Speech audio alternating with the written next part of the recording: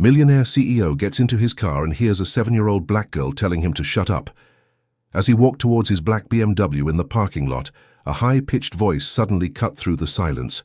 "Shut up, don't say a word." Confused, Jonathan froze with the key in his hand, still outside his car. His eyes adjusted to the dim interior, where he saw a young black girl, around 7 years old, sitting in the back seat, her eyes wide with fear. "They're listening," she whispered, pointing subtly towards the corporate building behind him. "Your partner and his wife. They said you'd be here now." Jonathan, who had built Miller Industries from the ground up into a company worth $200 million, was stunned. He had trusted his business partner, Marcus Williams, for over 15 years, and his executive assistant, Diana Foster, for a decade. But never did he think he would find himself in this situation. "How did you get into my car?" he asked quietly, sliding into the driver's seat without making any sudden moves. "The cleaning lady left it open when she left. I hid because I saw them talking about you upstairs," the girl explained, her voice tinged with concern. "They said that tomorrow you won't own anything anymore."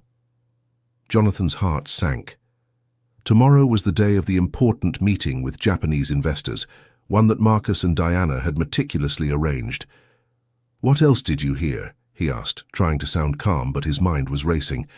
"They said you're too foolish and you're going to sign some papers without reading them.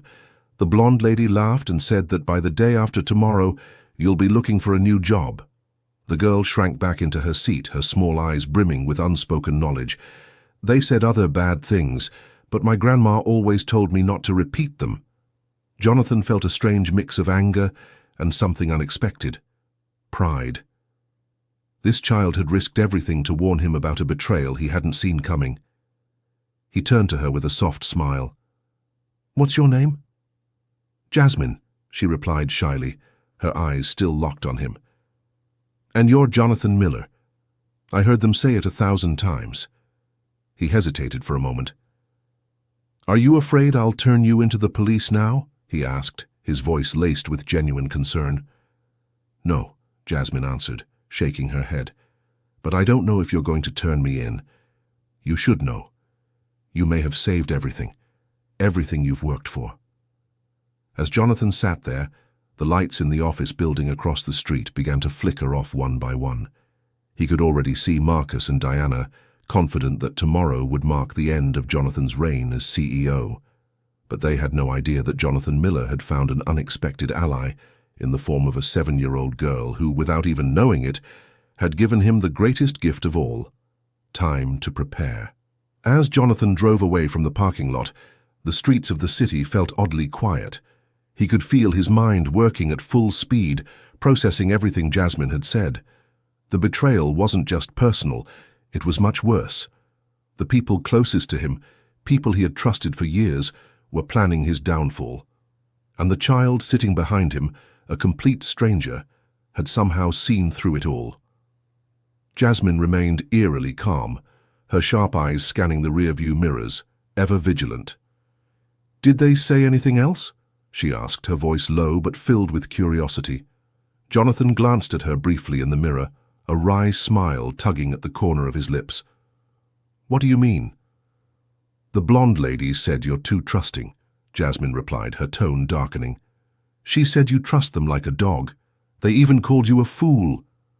Jonathan felt the words sting more than he expected.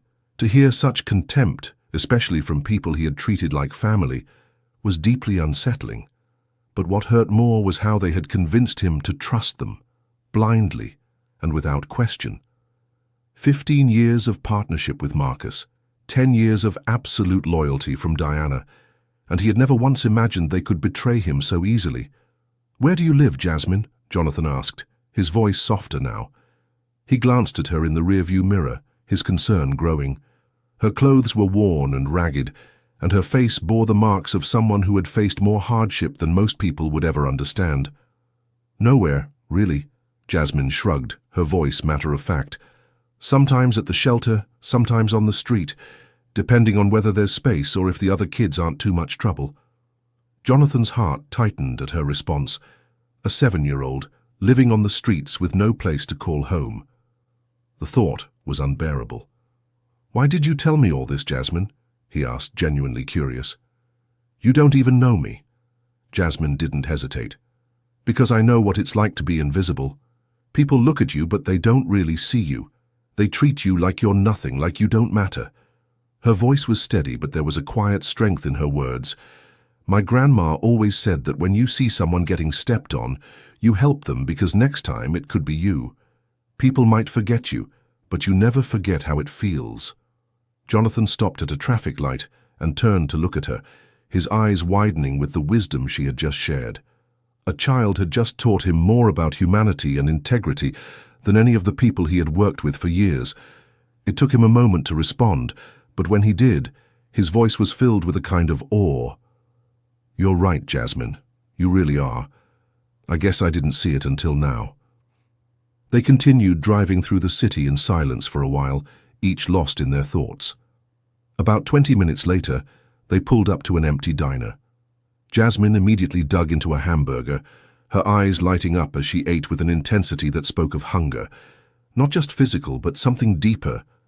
Jonathan, on the other hand, barely touched his coffee, his mind still racing. Just then, his phone buzzed. A message from Marcus. "Ready for tomorrow, buddy? The Japanese are going to love our proposal. You're going to retire rich." Jonathan showed the screen to Jasmine, who laughed softly, a hint of amusement in her eyes. "He's got some nerve, doesn't he, lying to your face like that? It's like—" "He always was like that," Jonathan said, his voice tight with suppressed anger. "Charming, convincing, too convincing sometimes." He typed a response, his fingers betraying his growing frustration. "Diana, too. She knows my schedule better than I do." The reply was quick, almost too eager. "Trust me, Jonathan, everything's perfect. Just sign where I tell you. You'll see." Jonathan put the phone down and leaned back in his seat. "They're good at pretending," he muttered to himself, his eyes darkening as the weight of the situation settled in. "But you can't fool everyone forever." Jasmine tilted her head, studying him with sharp eyes. "Do they know things about you? Like personal things?" Jonathan hesitated before answering. "They know everything. My bank passwords, my accounts, where I keep important documents." He paused, his expression growing harder as the realization sank in. "They've had years to prepare. But now, I've got years of secrets on them too." Jasmine grinned. "Well, you've been paying attention too, right? They think you're stupid. But you're not." Jonathan smiled, for the first time feeling a spark of hope and determination. "No, I'm not, and they'll learn that soon enough." The next few hours were spent strategizing. Jonathan called an old friend, a private investigator named Gabriel Torres, who used to work for him. Gabriel had been let go after Marcus, and Diana had claimed budget cuts, but Jonathan now realized they had a much darker reason for his dismissal. Gabriel answered quickly. "Jonathan, I was wondering when you'd call. What's going on?" "I need your help," Jonathan said, his voice low. "You remember how I let you go? It wasn't my decision. Marcus and Diana didn't want you around. You were asking too many questions." Gabriel chuckled darkly. "Yeah, I had a feeling. What do you need?" "I need you to protect someone, and I need you to gather some information on Marcus and Diana." An hour later, Gabriel was sitting in Jonathan's kitchen, looking at Jasmine with a mixture of admiration and concern. The girl had already started digging into her toast, looking completely unfazed by the gravity of the situation. "So, this little girl is the one who uncovered everything?" Gabriel asked, clearly impressed. Jasmine looked up, a small grin forming. "My grandma always said when you have nothing, you learn to pay attention to everything." Gabriel shook his head in awe. "Well, she's got the mind for it. You're going to be a big help, kid." As they continued planning, Jonathan felt something he hadn't felt in a long time. Hope. He wasn't alone in this fight. And more importantly, he wasn't going to let Marcus and Diana win. The next morning, Jonathan woke with a clarity of mind he hadn't felt in months. For the first time in a long while, he felt in control. Jasmine was curled up on the living room couch, wrapped in a blanket he had found for her the night before. He watched her sleep for a moment, thinking about everything she had risked to help him and everything she had unknowingly changed in his life. His phone vibrated, another message from Diana. It was only 6:15 a.m. "Good morning, boss. I've been at the office since 5 getting everything ready. The Japanese are arriving at 2 p.m. You just need to trust me and sign where I tell you, as always." Jonathan smiled bitterly as he read the message. The same Diana who had been plotting against him, pretending to be his devoted assistant, was now acting as if she cared about his well-being. Jasmine stirred on the couch, stretching her arms out. "You're planning something, aren't you?" she asked, her voice sharp. "Your eyes are different today, like when my grandma found out someone was lying to her."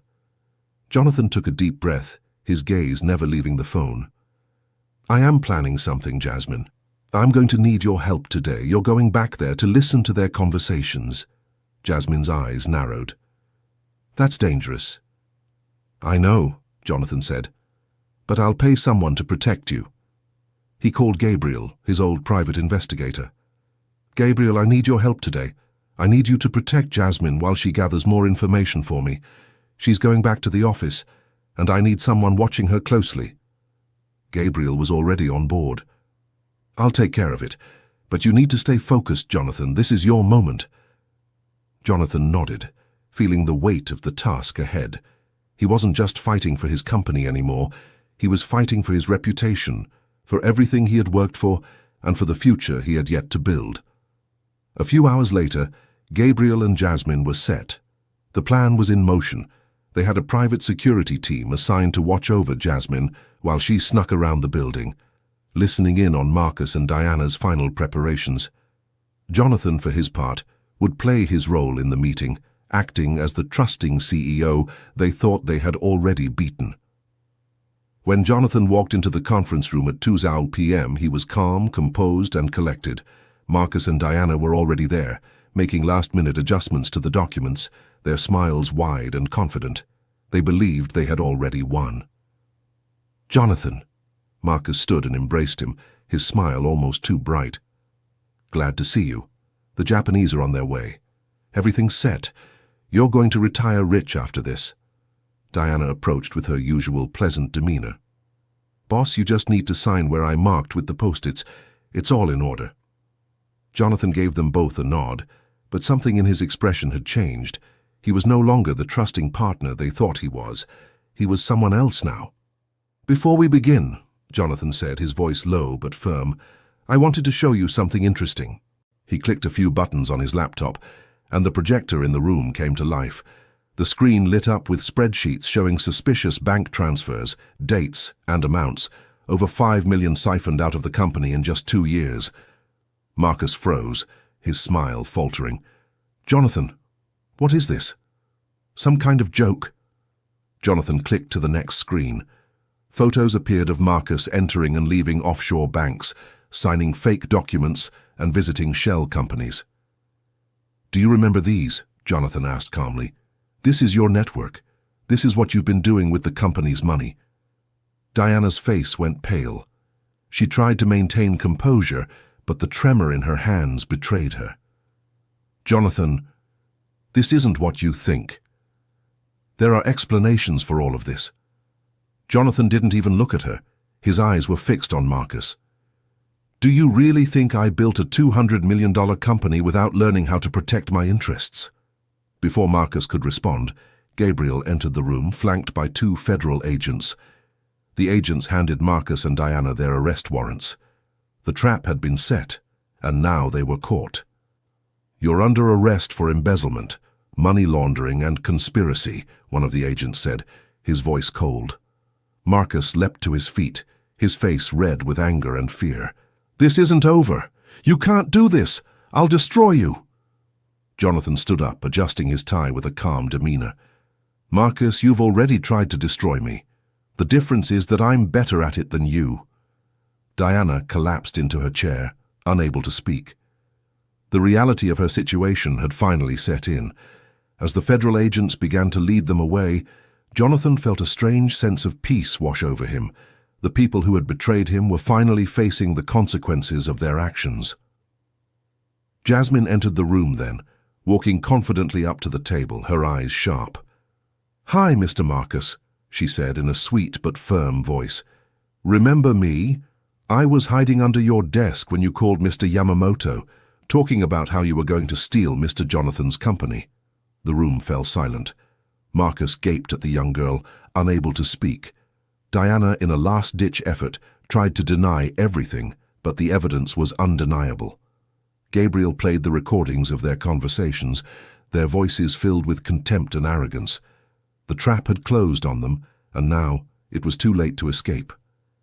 Jonathan looked at Jasmine, his heart swelling with pride. She had unknowingly given him the strength to fight back, to reclaim everything he had lost. She had saved him, and not just his company, but his belief in people, in doing what's right.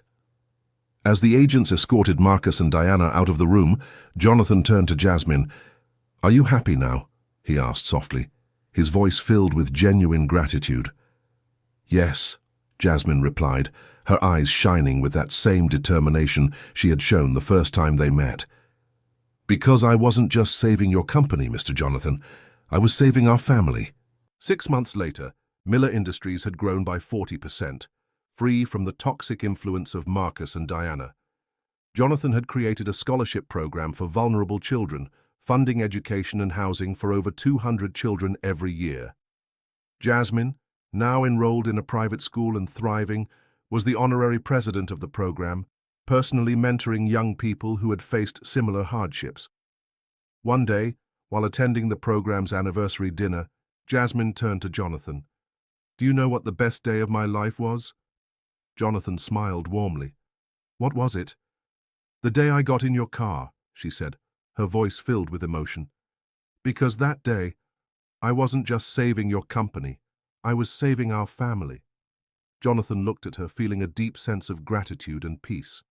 "I think your grandmother knew exactly what was going to happen," he replied softly. "She knew that family takes care of family." And just like that, a story that had begun with betrayal and loss had found its true resolution. Not in revenge, but in the bond between a man and a child, a bond that had saved them both and forged a future built on trust, loyalty, and love. Now I want to hear from you. Where are you watching from? And what part of this story touched your heart the most? Your thoughts and experiences matter. And I'd love to read them in the comments below. If this story moved you, inspired you, or simply made you believe in love a little more, make sure to subscribe so you never miss the next journey we share together. Thank you truly for spending this time with me today. Until next time, keep believing in the power of love and in the beauty of the family you choose.